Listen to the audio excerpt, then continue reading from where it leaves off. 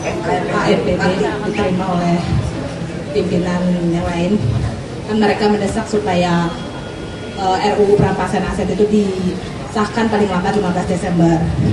Dan mereka tuh salah satunya kalau istilahnya meleset dari 15 Desember mendesak supaya pimpinan mundur. Tanggapannya seperti apa?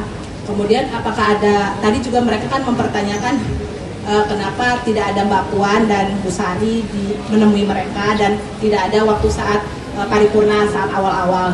Apakah ada memang pembagian di antara pimpinan, pembagian tugas atau seperti apa? Terima kasih.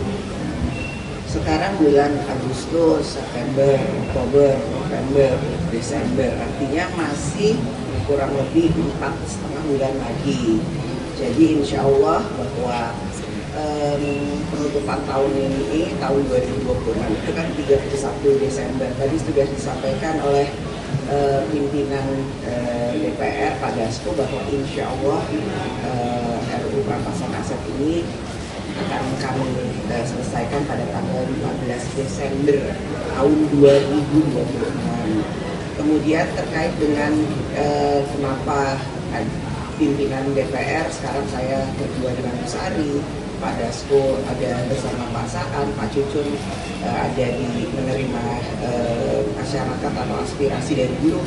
Dan memang kami membagi tugasnya, karena kan saya sama Bu Sari tadi memimpin paripurna, sebelumnya Pak Dasko memimpin paripurna, saya tadi ada pertemuan dulu.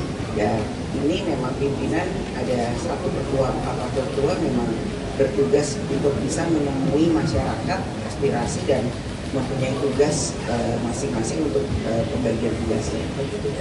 Ya. Tadi kan juga yang berbeda dari dulu itu masa aksi itu diperbolehkan masuk ke ruang paripurna gitu sampai untuk menyaksikan atau mendengarkan langsung gitu. Biasanya kan ada setelah itu beraudiensi. Apakah memang ini bentuk keterbukaan DPR atau bentuk konsolidasi karena ada kekhawatiran atau seperti apa?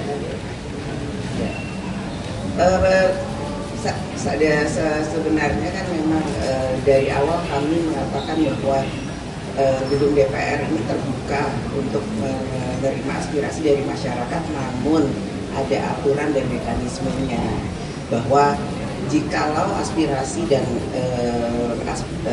pertemuan itu ingin dilakukan, yang namanya di rumah siapa saja, ini kan lembaga DPR, silakan sampaikan surat permintaan untuk bertemu, sampaikan surat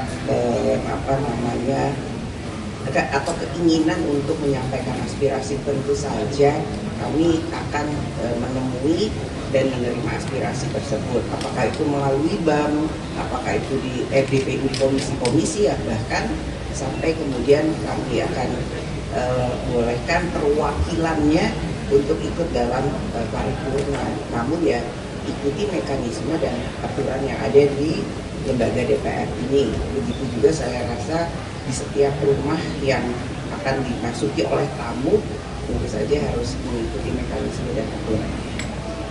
Cukup?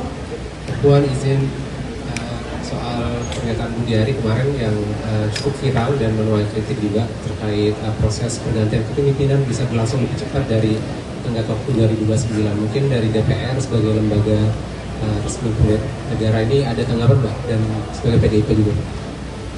Sesuai dengan konstitusi, pemerintah berjalan